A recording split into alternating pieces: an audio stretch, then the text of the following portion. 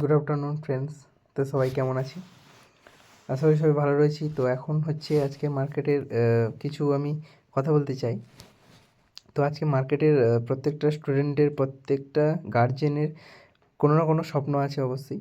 তো সেই স্বপ্নটা পূরণ করতেও চায়, কিন্তু যে সমস্ত গার্জেনরা রয়েছে তেনাদের যে ছেলেমেয়েদের যে স্বপ্ন রয়েছে সেই স্বপ্নটাকে হাইলাইট করতে চায় না, মানে বন্ধ করে রাখে যে হবে না, হয়তো চেষ্টা করলে হবে না, মানে এরকম চিন্তাভাবনা।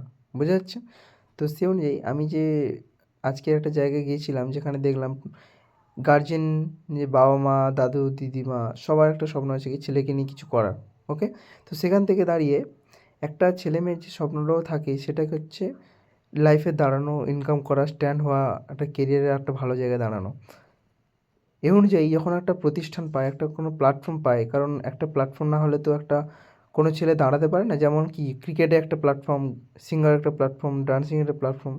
সে অনুযায়ী একটা প্ল্যাটফর্ম যখন পায় সেখানে কিন্তু একটা খরচ হয়, যে খরচটা একটা মধ্যবিত্ত ফ্যামিলি থেকে দেওয়া সম্ভব হয় না বা হয়ে ওঠে না। তো ওই অনুযায়ী একটা ছেলের যে স্বপ্ন থাকলেও সে স্বপ্নটা পূরণও হওয়া যায়, মানে হতে পারে না, হয় না। এই কারণে যে তাদের মেন্টালিটি, যে বাবা মার স্বপ্নটা থাকার পরেও তাদের যে মেন্টালিটি, গরিবি মেন্টালিটি, মানে কি হবে কি হবে না, ওখানে টাকাটা খরচ হলে কি সেই রিটার্ন পাবো কিছু, মানে এইগুলো ভেবে কিন্তু একটা গার্জেনরা পিছিয়ে পড়ে, তার ছেলেটাকে পিছিয়ে দেয়। তো সেই অনুযায়ী বলবো প্রত্যেকটা গার্জেনকে এবং প্রত্যেকটা সোসাইটির মানুষদের এইটুকু মেসেজ দেবো যে গার্জেনদের এটাই মেসেজ দিতে চাই যে ছেলেদের যা স্বপ্ন থাকুক না কেন সেই স্বপ্নটাকে তাকে এডিফিকেশন করে, যে হ্যাঁ তোর দ্বারা হবে, তুই পারবি, তুই সব কিছুই পারবি, চেষ্টা করে দেখ, আমরা তোর সাথে আছি। এইটুকু ভরসা যদি দিতে পারে প্রত্যেকটা স্টুডেন্ট কিন্তু বা প্রত্যেকটা ছেলেমেয়ে কিন্তু দাঁড়াতে পারবে। বুঝতে পারছি কিছু?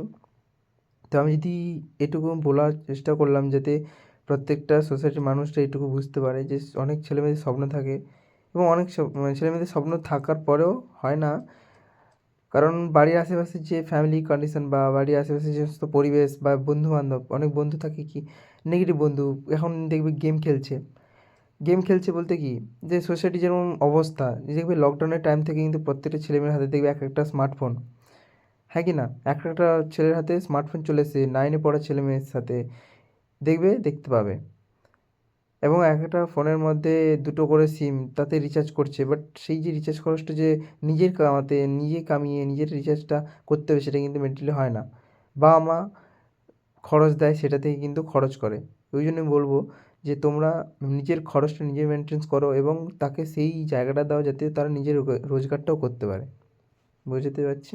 তো এটুকু মেসেজ দেওয়ার চেষ্টা করলাম, জানি না কি বলতে পারছি। তো যদি ভালো লাগে অবশ্যই শেয়ার করে দেবে।